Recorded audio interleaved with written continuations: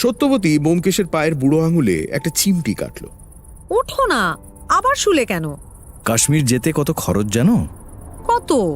অন্তত 1000 টাকা। অত টাকা পাবো কোথায়? জানি না আমিও সব।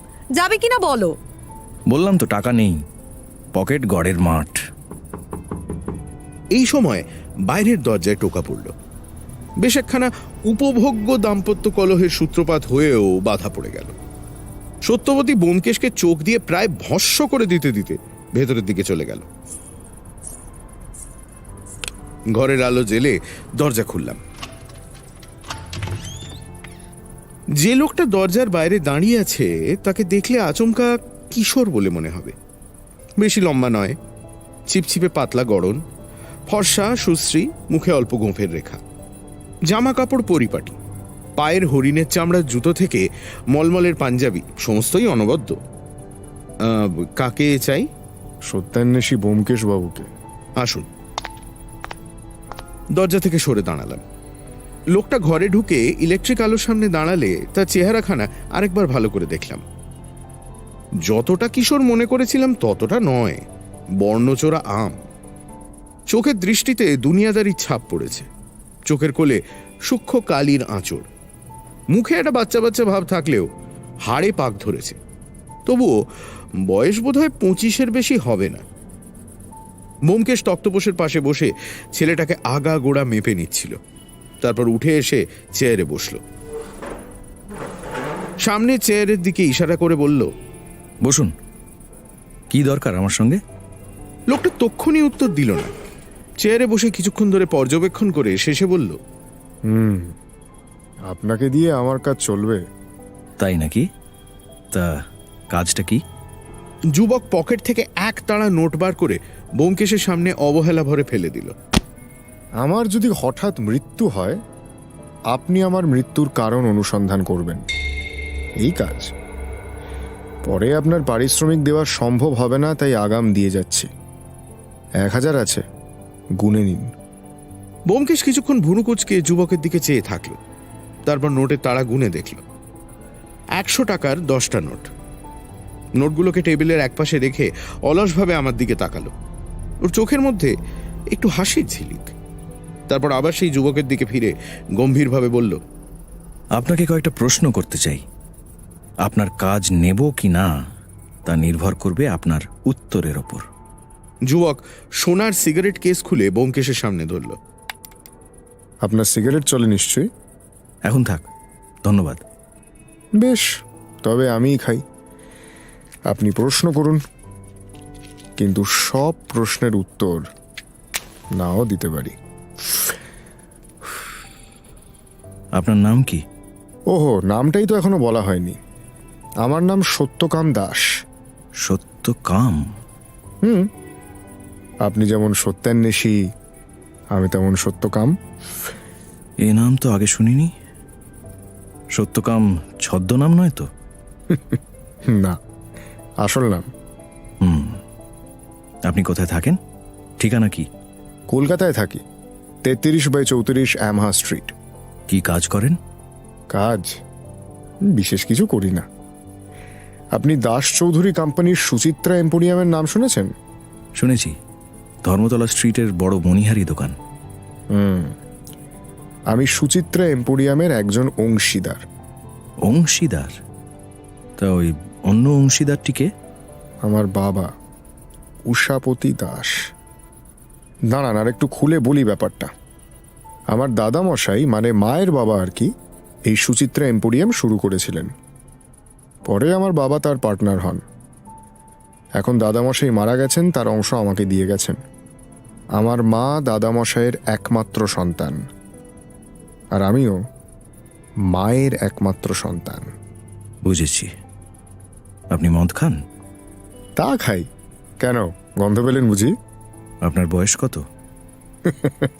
21 চলছে। জন্ম তারিখ জানতে চান? 7ই জুলাই 1927। তা কতদিন ধরে মদ খাচ্ছেন? 14 বছর বয়সে মদ ধরেছি। সব সময় মদ খান? আমার যখন ইচ্ছে হয় তখনই খাই। বলেই সে পকেট থেকে 4 আউন্সের একখানা ফ্লাস্ক বার করে দেখালো। ব্যোমকেশ কিছুক্ষণ গালে হাত দিয়ে বসে রইল। আমিও নির্বাকভাবে এই 21 বছরের ছোকরাকে দেখছিলাম। যারা সর্বাংলজ্জাং পরিত্যজ্য ত্রিভুবন বিজয়ী হতে চায় তারা বোধহয় খুব অল্প বয়স থেকেই সাধনা আরম্ভ করে। আপনার কি আনুষঙ্গিক দোষও আছে? আহা, দোষ কেন বলছেন ব্যোমকেশ বাবু? এমন সর্বজনীন কাজ কি দোষের হতে পারে? দার্শনিক আলোচনা থাক, ভদ্র ঘরের মেয়েদের ওপরেও কি নজর দিয়েছেন? তা দিয়েছি, তা কত মেয়ের সর্বনাশ করেছেন? হিসেব রাখিনি ব্যোমকেশ বাবু। আপনি বলছেন হঠাৎ আপনার মৃত্যু হতে পারে, কেউ আপনাকে খুন করবে, এই কি আপনার আশঙ্কা? কে খুন করতে পারে? যে মেয়েদের অনিষ্ট করেছেন তাদেরই আত্মীয় স্বজন? কাউকে সন্দেহ করেন? সন্দেহ করি, কিন্তু কারণ নাম করব না। প্রাণ বাঁচাবার চেষ্টাও করবেন না? চেষ্টা করে লাভ নেই ব্যোমকেশ বাবু। আচ্ছা, আজ উঠি। আর বোধহয় আপনার কোনো প্রশ্ন নেই। রাত্রিরে আবার আমার একটা অ্যাপয়েন্টমেন্ট আছে। এই অ্যাপয়েন্টমেন্ট যে ব্যবসা সংক্রান্ত নয়, ওর বাঁকা হাসি দেখেই বোঝা যাচ্ছিল। দরজার কাছে সত্যকাম পৌঁছে যেতেই ব্যোমকেশ পিছু ডাকলো। আপনাকে যদি কেউ খুন করে তা আমি জানবো কি করে? খবরের কাগজে পাবেন। তাছাড়া আপনিও খোঁজ খবর নিতে পারেন। বেশি দিন বোধহয় অপেক্ষা করতে হবে না। সত্যকাম চলে যেতেই দরজা বন্ধ করে এসে তক্তপোষে বসলাম। সত্যবতী এক গাল হাসি নিয়ে ঘরে ঢুকলো। বুঝতে পারলাম সে দরজার আড়ালেই ছিল। 1000 টাকার জন্য ভাবছিলে, পেলে তো 1000 টাকা। পিপিলিকা খায় চিনি, চিনি যোগান চিন্তামণি। আর কি, এবার কাশ্মীর যাত্রার উদ্যোগ আয়োজন শুরু করে দাও। তা অজিত, কেমন দেখলে ছোকরাকে? এত কম বয়সে এমন দোকান কাটা বেহায়া এর আগে দেখিনি। আমিও না, কিন্তু আশ্চর্য, নিজের প্রাণ বাঁচাতে চায় না, মরার পর অনুসন্ধান করতে চায়। পরদিন সকালের কথা। সবেমাত্র চায়ে চুমুক দিয়েছি, ব্যোমকেশ খবরের কাগজের পাতা উল্টাচ্ছে। কাশ্মীর যে যাবে, লেপ বিছানা কই? কেন, গত বছর পাটনায় তো ছিল। সে তো সব দাদার, আমাদের কি কিছু আছে? নেহাত কলকাতার শীত, তাই চলে যায়। কাশ্মীর যেতে হলে অন্ততপক্ষে 2টো ভালো বিলিতি কম্বল চাই, আর আমার জন্য একটা বিভার কোট। বুঝলাম। চলো অজিত, তাহলে বেরোনো যাক। কোথায় যাবে? চলো, সুচিত্রা এম্পোরিয়ামই যাই। রথ দেখা আর কলা বেচা দুই হবে। তা সত্যবতীও চলুক না, নিজে পছন্দ করে কেনাকাটা করতে পারবে। যেতে তো ইচ্ছে করছে, কিন্তু উপায় নেই, খোকার স্কুলের গাড়ি চলে আসবে। না না, থাক, তোমার যাওয়ার দরকার নেই, আমি পছন্দ করে নিয়ে আসবো। দেখো, অপছন্দ হবে না। 9:30 নাগাদ ধর্মতলা স্ট্রিটে পৌঁছে দেখলাম এম্পোরিয়াম ইতিমধ্যে খুলে গেছে। ভেতরে ঢুকলাম। বিশাল ঘর, মোজেকের মেঝের ওপর এদিক ওদিক সব শৌখিন জিনিসপত্র শোকেসে সাজানো রয়েছে। 2-4 জন খদ্দেরও ইতিমধ্যে এসে পড়েছে, অধিকাংশই উচ্চবিত্ত মহিলা। কর্মচারীরা নিজ নিজ কায়দায় তাদের মন জোগাচ্ছেন। একজন মধ্যবয়স্ক ভদ্রলোক সারা ঘরে পায়চারি করে বেড়াচ্ছেন আর সব দিকে নজর রাখছেন। আমাদের দেখেই ভদ্রলোক কাছে এসে আমাদের অভ্যর্থনা জানালেন। আসুন আসুন, কি লাগবে বলুন। সামান্য জিনিস, গোটা 2 বিলিতি কম্বল পাওয়া যাবে তো? নিশ্চয়ই, আসুন আমার সঙ্গে। আপনার আর কিছু লাগবে? আর একটা মেয়েদের বিভার কোট। হ্যাঁ, পাবেন। এই যে লিফট, ওপরে কম্বল বিভার দুটোই পেয়ে যাবেন। আমি এদের দেখছি। ও আচ্ছা, তুমি তাহলে এদের ওপরে নিয়ে যাও, বুঝলে? এরা বিলিতি কম্বল আর বিভার কোট নেবেন। ভদ্রলোক অন্যদিকে চলে গেলেন। ইনি আপনার পার্টনার? অর্থাৎ বাবা? আগে হ্যাঁ, বাবা। পরিচয় পেয়ে ভদ্রলোককে আরেকবার ভালো করে দেখে নিলাম। এখন তিনি অন্য একজন খদ্দেরকে সামলাচ্ছেন বটে, তবে মাঝে মধ্যে আমাদের দিকেও নজর রাখছেন। ভদ্রলোকের গায়ের রং ময়লা, চেহারা বেশ লম্বা চওড়া, বয়স আন্দাজ ওই 45 হবে। রগের চুলে অল্প পাক ধরতে শুরু করেছে। হাসি মুখেই দোকান সামলাচ্ছেন, কিন্তু তবুও মুখে একটা রুক্ষতার ছাপ। এই সময় লিফট আমাদের সামনে এসে দাঁড়ালো এবং আমরা সত্যকামের সঙ্গে দোতলায় এলাম। তা ব্যোমকেশবাবু সত্যি কিছু কিনবেন নাকি তদারকি করতে এসেছেন? সত্যিই কিনবো। দোকানের ওপরতলাটা একেবারেই সাজানো নয়, অনেকটা গোদামের মতো। তবু এখানেও বেশ কয়েকজন খদ্দের ঘুরে বেড়াচ্ছে। এই যে, এদের একটু বিলিতি কম্বল দেখাও তো।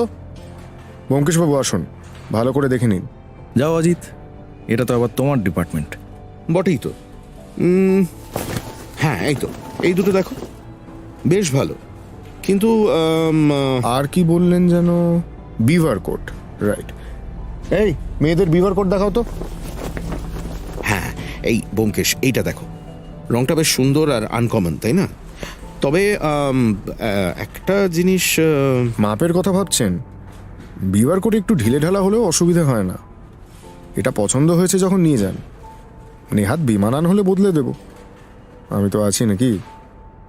না, মাপ নয়। তবে কি? ও, দামের কথা ভাববেন না, যেটা টিকিটে লেখা আছে ওটা সাধারণ খদ্দেরদের জন্য, আপনারা কিনা দামেই পাবেন। এদিকে আসুন।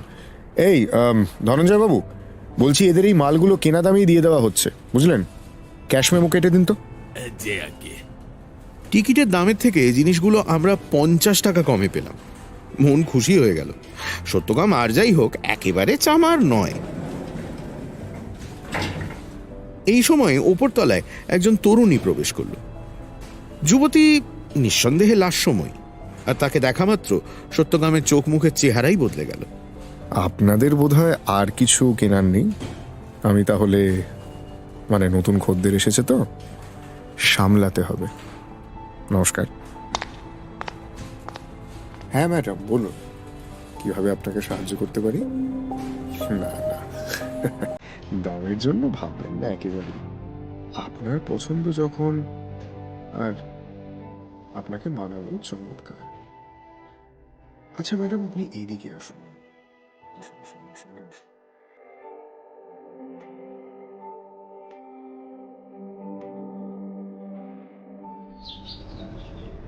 ধর্মতলা স্ট্রিট থেকে একই রুটে বাড়ি ফিরলাম। বাড়ির কাছে এসে ব্যোমকেশ বিভার কোটের প্যাকেটটা নিজের হাতে নিয়ে আমায় কম্বল জোড়া ধরিয়ে দিল। সত্য, ও সত্য, কই গেলে? এসে দেখো তো বিভার কোটখানা তোমার পছন্দ হয় কিনা। ও মা, রংটা তো দারুণ, আমার ভীষণ পছন্দ হয়েছে। কে বাছলো রংটা? তুমি নিশ্চয়ই। সত্যি তোমার পছন্দ আছে বলতে হবে। তা আছে বই কি।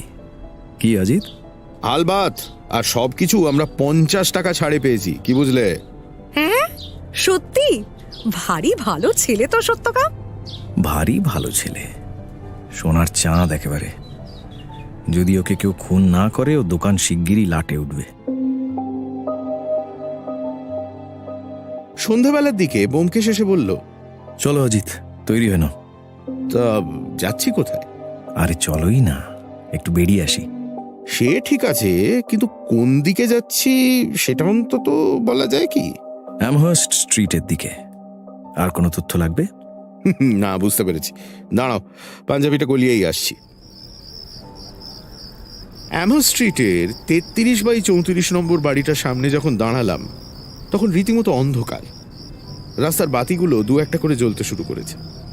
রাস্তায় বিশেষ লোক নেই। একটা চাদর জড়ানো লোক ফুটপাতে পায়চারি করছে। আমাদের দেখতে পেয়েই যেন একটু দূরে সরে গেল।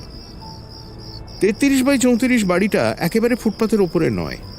প্রথমে একটা লোহার গেট, গেট থেকে গলির মতো সরু ইট বাঁধানো রাস্তা 20-25 ফুট গিয়ে বাড়ির সদরে ঠেকেছে।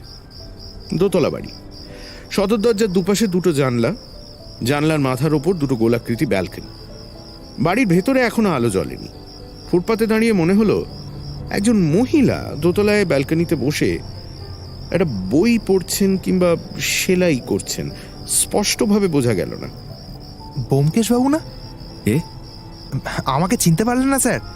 সেদিন আপনার বাড়িতে সরস্বতী পুজোর চাঁদা নিতে গেছিলাম। আমি নন্দ ঘোষ, আপনার পাড়াতেই থাকি।